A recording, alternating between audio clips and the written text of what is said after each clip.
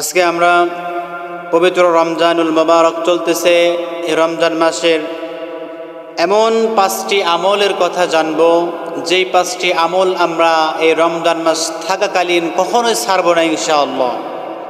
5টি আমল সম্পর্কে আজকে আমরা জানব, কোনো ভূমিকা নাই, সরাসরি আলোচনায়। নাম্বার 1, আচ্ছা বলেন তো, আমরা যে খাবারটা খাই, খাওয়ার আগে যে প্লেটটা আমরা অনেক সুন্দর করে ধুয়ে মুছে নেই না?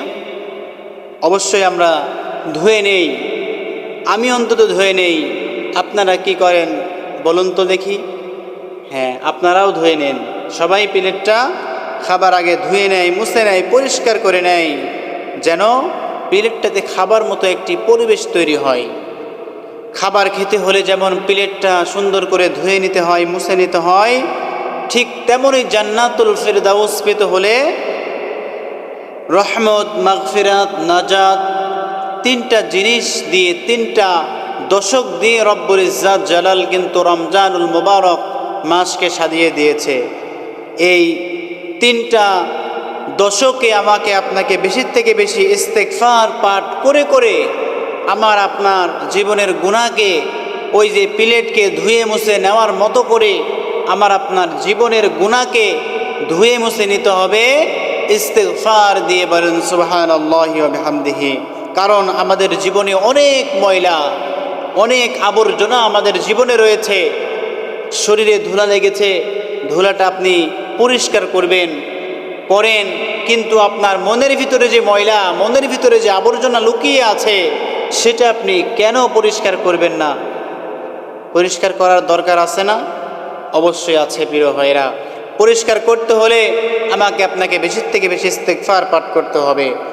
এখন কথা হলো, প্লেট ধুই আমরা ভীম, সাবান ইত্যাদি, হুইল পাউডার ইত্যাদি রকম জিনিস দিয়ে, আর আমাদের জীবনের গুনাহগুলোকে কেমন করে ধৌত করব? আমাদের জীবনের গুনাহকে ধৌত করব তাওবা ইস্তেগফার দিয়ে। তাওবা ইস্তেগফার দিয়ে আস্তাগফিরুল্লাহ রব্বি মিন কুল্লি যামবি ওয়া আতুবু ইলাইহি লা হাওলা ওয়ালা কুওয়াতা ইল্লা বিল্লাহ। আস্তাগফিরুল্লাহ আল্লাযী লা ইলাহা ইল্লা হুয়াল হাইয়ুল কাইয়্যুম ওয়া আতুবু ইলাইহি। এই সকল ইস্তেগফার দিয়ে, তাওবা দিয়ে আমি আপনি আল্লাহর কাছে কেঁদে কেঁদে আমার আপনার জীবনের ময়লাগুলো ধুয়ে নিতে পারি। আমাদের গুনাহ যত বেশি, আল্লাহর দয়াও তত বেশি। আল্লাহ তুমি দয়ার সাগর, রহমানুর রহিম, তোমার দয়ায় পূর্ণ আমার সারা নিশিদিন, তোমার দয়ায় পূর্ণ আমার সারা নিশিদিন। বলেন মারহাবা। তাহলে আমরা আল্লাহর যত দয়া, তার চাইতে আমাদের গুনার পরিমাণ কম হবে, কারণ আল্লাহ রব্বুল আলামিন দয়ার সাগর। আমরা কতই গুনাহ করেছি। নবী আমার প্রতিদিন, হাদিস শরীফের ভিতরে এসেছে, 70 বার ইস্তেগফার পাঠ করতেন।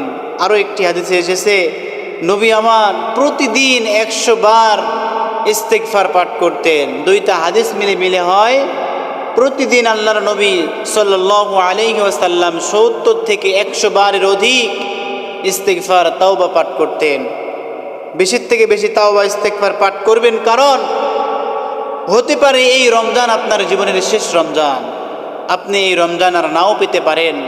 রমজান মাস আপনার মাঝখান থেকে বিদায় নিয়ে চলে যাবে। অনেকেই আমি আপনি দেখি গত রমজানে ছিল, এই রমজান তাকে আর দেখা যায় না। আল্লাহর ডাকে সাড়া দিয়ে দুনিয়া থেকে বিদায় নিয়ে চলে গেছে। তাই বিনীত অনুরোধ করে বলি, পায়ে হাত রেখে বলে যাই, প্রিয় ভাইয়েরা আমার, রমজান মাস দেখতে দেখতে প্রথম শতক পার হয়ে চলে যাচ্ছে, দ্বিতীয় শতকে আমি আপনি পা রাখবো। এই রমজান মাস চলে গেলে আমি আপনি আর ফিরে পাবো না। সামনে রমজান আমার ভাগ্যে হবে, এটা কেউ জোর গলায় বলতে পারবে না। তাই আসুন রমজান মাসে বেশি থেকে বেশি তাওবা ইস্তেগফার করে করে আমার আপনার জীবনের জিন্দেগির গুনাহকে, ময়লাকে, সমস্ত আবর্জনাকে মুছে নেওয়ার আল্লাহ রাব্বুল আলামিন যেন তৌফিক দান করেন। সকলে বলেন আল্লাহুম্মা আমিন। এবার হলো 2 নাম্বার কারণ, রমজান মাসে আমি আপনি যে 5টি আমল করতে ভুলবো না। 1 নাম্বার হলো বেশি থেকে বেশি তাওবা ইস্তেগফার পাঠ করব। 2 নাম্বার হলো রমজান মাসে বেশি থেকে বেশি দোয়া করব, রব্বানা যালামনা আনফুসানা ওয়া ইল্লাম তাগফির লানা ওয়া তারহামনা লানাকুনান্না মিনাল খাসিরিন। ওগো আল্লাহ, নিজের উপরে জুলুম করেছি, নফসের উপরে জুলুম করেছি। ওগো আল্লাহ, তুমি তো রহমানুর রহিম, তুমি জীবনের গুনাহকে মাফ করে দাও। বেশি থেকে বেশি আল্লাহর কাছে দোয়া করবেন, কারণ রমজান মাসের দোয়া কবুল হয়। ফরজ নামাজ আদায় করেছেন, দোয়া করবেন। সুন্নাহ পড়েছেন, দোয়া করবেন। নফল পড়েছেন, দোয়া করবেন। সেহরিতে দোয়া করবেন। ইফতারিকে সামনে নিয়ে দোয়া কবুলের মুহূর্ত, ইফতারির সামনে নিয়ে গিয়ে দোয়া করবেন। তারাবির নামাজ পড়বেন, দোয়া করবেন। সবসময় রমজান মাসে বেশি থেকে বেশি দোয়া করবেন। রমজান মাসের দ্বিতীয়তম আমল হলো বেশি থেকে বেশি দোয়া করা। 3 নাম্বার, রমজান মাসে যে আমলটি করতে ভুলবেন না সেটা হলো রমজান মাসে তাহাজ্জুদের নামাজ কখনো মিস করবেন না। তাহাজ্জুদের নামাজ কখনো ভুলেও ছেড়ে দিবেন না, কারণ অন্য সময়ে তো আমরা এমনিতেই নামাজ পড়ার সুযোগ আমার আপনার হয় না। তাহাজ্জুদে উঠে নামাজ পড়বো সেটা আমার আপনার হয় না। কিন্তু রমজান মাস আসে, আমি আপনি সাহারিতে উঠি। সাহারি খেতে উঠেন, 20 মিনিট আগে উঠে উজু করে 2 রাকাত 4 রাকাত আল্লাহর দরবারে ধর্ণা দেওয়া যায় না প্রিয় ভাইরা? অবশ্যই দেওয়া যায়। আমি আপনি অলস জাতি, আমি আপনি অলস, আমার আপনার এই কাজগুলো করতে মনে চাই না। তাহাজ্জুদের নামাজ পড়বো আমার আপনার হয় না। শয়তান আমাকে আপনাকে ধোকায় দিয়ে রাখে। ঘুমানোর দরকার, ঘুম হয়, নামাজ পড়ার সময় হয় না। যদি আপনি সাহারির 20 মিনিট 30 মিনিট আগে উঠে তাহাজ্জুদের নামাজটা পড়েন, আল্লাহ রাব্বুল আলামিন কতই না খুশি হয়। ফরজ নামাজের পরে সবচাইতে তাহাজ্জুদের নামাজ আল্লাহ রাব্বুল আলামিনের কাছে বেশি পছন্দনীয়, বলেন সুবহানাল্লাহি ওয়া বিহামদিহি। ফরজ নামাজের পরে তাহাজ্জুদের নামাজ আল্লাহর দরবারে বেশি পছন্দনীয়, অনেক পছন্দনীয়।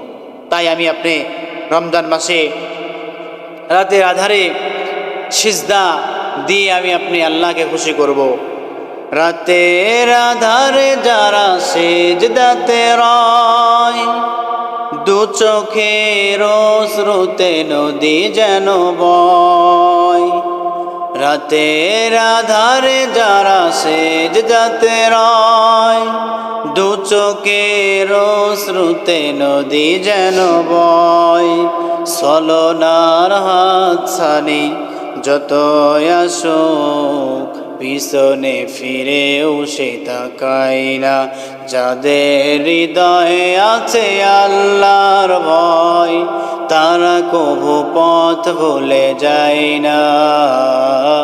আল্লাহর প্রেম ছাড়া এই দুনিয়ায় কারো কাছে মাথা নত করে না, কারো কাছে কোনো কিছু চাই না। বলেন মারহাবা। তাহলে 3 নাম্বার আমল হলো আমি আপনি রাত্রিতে জেগে জেগে রাতের আধারে আল্লাহ রাব্বুল আলামিনের সিজদায়, আল্লাহ রাব্বুল আলামিনের পবিত্র পায়ের কদমে পড়ে পড়ে আমি আপনি আল্লাহর কাছে কেঁদে কেঁদে আমি আপনি তাহাজ্জুদের নামাজ আদায় করব ইনশাআল্লাহ। নাম্বার 4 নাম্বার যে আমলটি করতে ভুলবেন না সেটা হলো রমজান মাসে প্রতিদিন কোরআন তেলাওয়াত করবেন। একটি দিনও যেন আপনার কোরআন তেলাওয়াত মিস না হয়, কারণ রমজান মাসে আল্লাহ রাব্বুল আলামিন কোরআনুল কারীম নাজিল করেছেন। আল্লাহ রাব্বুল আলামিন বলেন, শাহরু রমাদানাল্লাযী উনজিলা ফীহিল কুরআন।